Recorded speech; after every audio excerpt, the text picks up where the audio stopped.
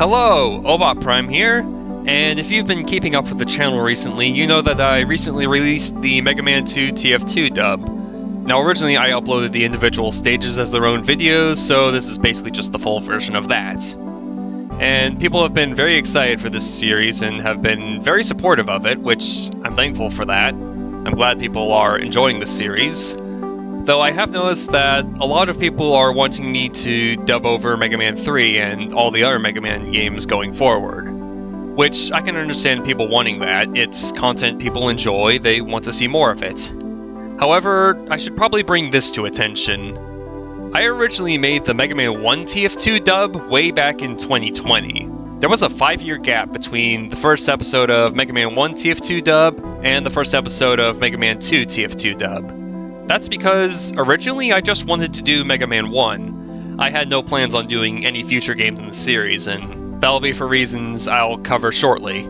I only dubbed over Mega Man 2 because, well, I had hit 2,000 subscribers recently, and I knew I had to do something special for that, so I figured, hey, I've got enough time on my hands, I may as well just dub over Mega Man 2 with TF2 like I did for Mega Man 1. And it's not like it was a bad project. I enjoyed working on it, and people showed a lot of support for it, but it's still a lot of work, and there will be some other problems going forward that I'll be sure to bring up.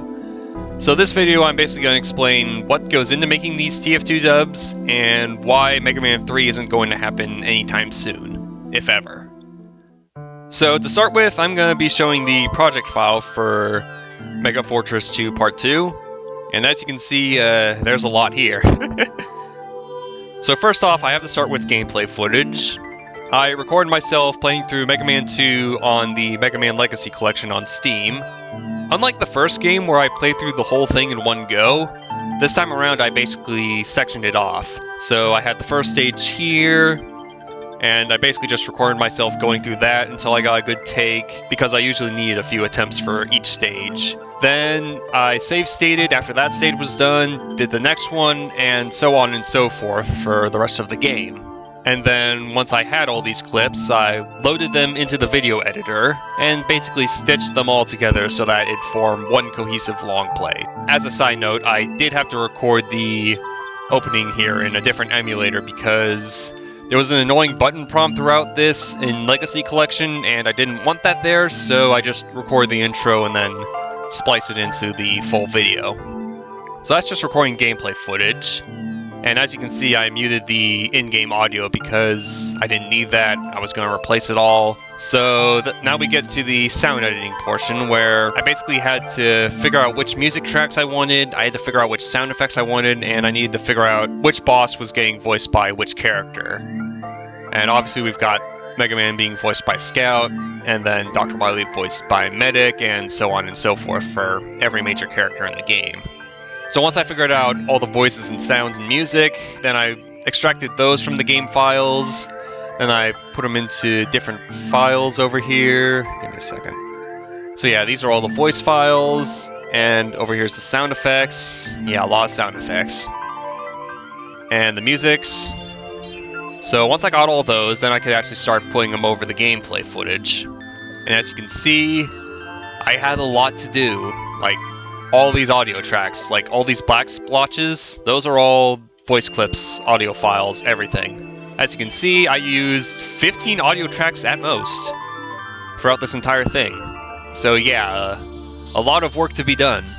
So first off, I put in the music files because those were the easiest to do. I just had to plop that in, maybe make it loop a few times so that it plays throughout the whole stage, and then have the boss theme, and then so on and so forth for every stage in the game. I pretty much just chose whichever music track I thought would fit for each stage, so that part was easy enough. The second part was doing all the sound effects, which, as you can see, there's a lot here. Like, every single sound in the game I needed to put something to, like, for example, there's Mega Man firing his Buster, the bird enemies dropping their eggs, everything. And not only did I have to replace all the sound effects that were in the original game, in a lot of cases I actually added a bunch of sound effects because I just wanted to make it feel more alive. Like, there was many events in this game that you wouldn't hear a sound associated with in the original. So that's basically how I put all the sound effects there. I pretty much just went frame by frame And then I just put the sound where it needs to go, like that landing noise you see there. And I do that for everything in the entire stage, just make sure everything has a sound associated with it. And then once all those sound effects are in place, then I'll put the voice lines on top of that. And usually those don't have to be so frame perfect. Pretty much the only ones that I have to sync up are usually for damage, death sounds, and maybe if Mega Man's doing something like jumping. I'm going to play this clip here just to kind of demonstrate how all these sound effects need to be working in unison with each other. Okay, so in this short scene alone, we had the sound effect for the enemy spawning in, which was a soldier line pitched up because I just thought it'd be funny if all the minor enemies were voiced by the mercs, except they sound tiny. So you have the sound for the enemy spawning. Then you have Mega Man shooting his Mega Buster, which was the Scout Pistol sound effect. And then anytime you see an enemy flash white, that's another sound effect, in this case the mini crit sound, just to represent damage. And then when an enemy explodes, they make the Air Buster explode sound effects. I don't remember offhand which weapon that's associated with. I think it was one of Demo's, I'm not sure. And then we also have the enemy death sound here. And of course the sound for when Mega Man lands, which you'll notice is called Metal 4 here. That's because I use all the footstep sound effects for there. And something that applies to a lot of sound effects in this project, you'll notice sound effects have like numbers in their names. That's because there was actually like several sounds associated with one event. For example, there's 5 different mini crit sound effects, so I used all of those and basically just alternated between all of them. Like, I'd use mini crit sound 1, 2, 3, and so on until you got up to 5, in which case I moved back to 1. I basically did this so that there'd be more variance in sound effects, though it also would cause headaches later on, as you'll see. So that's just one scene, and I had to do that over an entire, like, 2 or 3 minute stage. So yeah, that's a lot of work, as you can probably tell, because I had to sync up all these sound effects, and sometimes these scenes can get really busy. Like for here, when you had the little goblin things spawning out and Mega Man shooting them, all those goblins had voice lines associated with them. You had Mega Man's voice lines, you had sounds for the bullets ricocheting off things. Yeah, it was a lot I had to keep track of. I basically just had to go frame by frame and make sure every sound played where it was supposed to. And that's not the only busy area throughout this series either. If I'll go over to the Crash Man boss fight, yeah, you can see there's a bit of repetition and a lot of copy-pasting I had to do. So for every cycle, there's Mega Man shooting, and Crash Man taking damage, Mega Man landing, Crash Man firing a crash bomb, the crash bomb landing, Crash Man himself landing, and the crash bomb actually exploding. And I basically had to repeat this for the entire fight, which lasted, I think, a good minute. Yeah, that was probably the longest fight in the game, and I had to do that like 28 times, or 27 rather, because Crash Man takes 28 shots to destroy with the Mega Buster, and I just like fighting the bosses with the Mega Buster the first time because I feel like that allows the fight to last a little longer, so I'm not just obliterating them instantly with their weakness. I can have some banter between them. And that's another thing with the voice lines. Like, I kind of wanted it to flow like natural banter between the boss fights. So you'd have them insulting and swearing at each other throughout the whole thing, and then eventually the boss realizes they're done for, then Mega Man puts them away. Because that's pretty much all the fun of this series, is just hearing everything dubbed over with voice lines that we recognize and such. And I should probably also point out the volume of sounds, because these are all the sound effects. If I go back to the File Explorer, you'll see, yeah, 155 sound effects total. That's a lot. That's all I was keeping track of. And I also had a lot of voice lines to keep up with as well. For example, let's look at Mega Man's folder. Yeah, 430 voice lines total. And believe it or not, that's actually not as much as it may seem, because I had a lot of voice lines that cropped up more than once. For example, if I scroll down a bit, the domination lines got used a lot if I needed to have Scout insulting an enemy. There was also the other taunts down here. These got used a lot. And then up here, where is it? Here we go. All the pain sound effects got used pretty much on a regular basis whenever Scout took damage. And of course, voice lines for either positive stuff or negative stuff happening. Where are they? There's the negative vocalization lines. So yeah, I pretty much had to use those sound effects for every sort of action, and I ended up having a lot of lines showing up again, and I basically had to try my hardest to remember which lines were used where and make sure that lines didn't repeat too often, because I feel like at some point you just kind of notice when lines come up more than once, and yeah, it doesn't sound as good when you realize Scout's just saying the same thing every stage. So that's some idea of what I had to work in, and I can point out another really troublesome spot. Okay, that's a Metal Man boss fight. Before that, though, as you can see, this was also a lot of sound effects because I had all the metal blades and such being thrown around.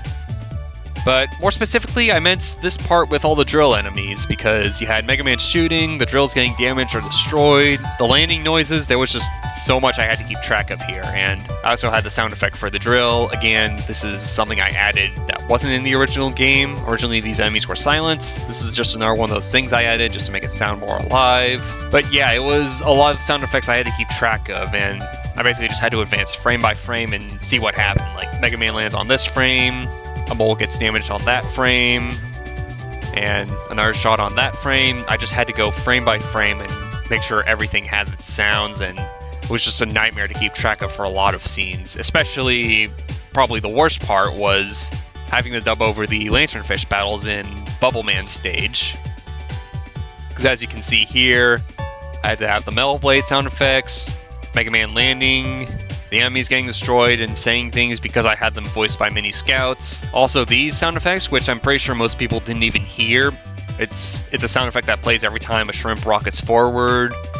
And you had the sounds of them, metal blades bouncing off the lanternfish. And then, if I can get to it, yeah, I also had some cases where Mega Man got hurt, so I had to dub in that. It was just, it was a lot of sound effects, as you can see. And it's one of those times where I actually hit the 15-track maximum. Thankfully, the entire game wasn't this bad, but yeah, it's still a lot of sound effects I had to dub over throughout this entire thing. It was just so many sound effects, and I had to make sure they were all frame perfect so that they didn't lag behind the gameplay footage. So yeah, that's what went into every stage, and I did kind of make things a bit easier for myself because I just focused on one stage at a time. Like, I do the music, sounds, and voices for one stage, export that as a file, and then move on to the next, which, if you see all these sequences here, that's every stage in the game. So Sequence 2 is Airman, Sequence 3 is Crashman, and so on. So that's how I was able to get the individual videos out. I basically just sectioned everything off and exported them individually. And after all that's finally done, that just leaves the thumbnail, which you can see all the images here, where basically it followed the same formula of the boss stage in the background, and then I pasted over whichever image files I needed. Like, pretty much all of them are just the official artwork with a TF2 had pasted over them. Like, you can see Mega Scout here. Oh god, look at how low res that is. Yeah, I couldn't exactly find high quality renders. The other option would have just been going into Gmod and trying to make my own heads, but that would have taken too long, and I figured it was just kind of funny how it looked anyways with just that really pixelated look, so I just went with it. So yeah, that's pretty much everything that goes into making just one TF2 dub for an entire game. You can see all these sound effects, and that was a really big time commitment on my part. Pretty much the only reason I was able to even work on this at all was, well, I'm on summer break currently, so I'm not in college, so I don't have to worry about schoolwork. And I'm also not currently employed, though I do have some stuff I'm working on in the background anyways. But because I don't have school, I don't have a job, that's pretty much the only reason I got a chance to work on all this and make a project this extensive. Because that was the same reason I did the original Mega Man 1 TF2 dub, was I was on summer break and I had time on my hands to work on something this big. So now that I've shown off the process for making these TF2 dubs, I want to get more into why doing any of the future games would probably be unfeasible. Because again, you already saw how much work went into Mega Man 2, and if we look over at Mega Man 3, you can see it's about an hour long, so that'd be another hour's worth of gameplay footage to dub over, which, believe me, is a lot. Like, let's check the upload dates again. So, the first Mega Man 2 TF2 dub episode came out May 5th, so that was at the start of May. and I didn't get the last episode out until July 10th, so I spent a good, like, a little over a month working on this whole thing, like maybe closer to a month and a half. And that was basically just me waking up every morning, spending a few hours working on each stage, and then maybe I'd work on it in the evening too if I had time, because I was doing some other things as well. Like, I was still working on music in the background, which is partly where these 3 videos between the Robot Masters and the Dr. Wily stages came in. I was still working on other stuff in the background, and of course, I've got my own life stuff going on. I'm also playing some video games because I've got the free time now. I really want to use it. So yeah, I had to dedicate at least a few hours a day to just get these episodes out as fast as I did. You'll see there's about a few days between some of these episodes and sometimes about a week. That's simply because there's just so much to work on and so much time I needed to dedicate. Because I remember back when I was doing the Mega Man 1 TF2 dub, it was about 1 episode per week, simply because it took so long to get them all done. So yeah, that gives us an idea of the time commitment, and this is just when I'm over the summer, like when I'm not doing anything else. Like, this would be completely infeasible to do if I was in college, because I'm having to worry about schoolwork there. So yeah, I would have no time to do any of this. And that's part of the reason why I really didn't want to do any future TF2 dubs, simply because I knew it would be a massive time commitment. And related to that, I also just don't want to get burned out, because this was a lot of work. Like, I was working on this pretty much every day for a month and a half straight. It was fun to do, but it was also very tiring. I wouldn't want to burn myself out just making TF2 dubs all the time. Like, I've got other things I want to do. I feel like if I just kept working on TF2 dubs for the rest of my life for the entire Mega Man series, it would just be the end of me. Like, I don't want to come off as lazy or that I don't want to do it. It's just that it would be fun, but you can also see how much work it would be. And even aside from a workload standpoint, there's also the matter of how would I even assign voices going forward. Mega Man 1, it was easy. You just had Mega Man himself, the 6 Robot Masters, Dr. Wily, and the 3 other Fortress bosses. There was also Engineer as Dr. Light and Miss Pauline as Roll, but they only showed up at the very end, so they basically don't count. Now for Mega Man 2, I had a lot more to worry about.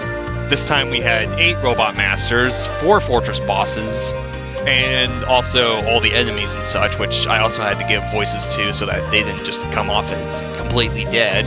And this would only get harder the further I went into the series, because I had a bit of a struggle trying to figure out who should voice who in this game alone. You see, I had to use Pyro twice just because I really didn't know who else to have for those, and I just feel like having all these voice lines being used over and over would just be really repetitive, which is another reason why I didn't want to do more Mega Man TF2 dubs. I feel like it would just get stale over time, much like the series itself did, funny enough.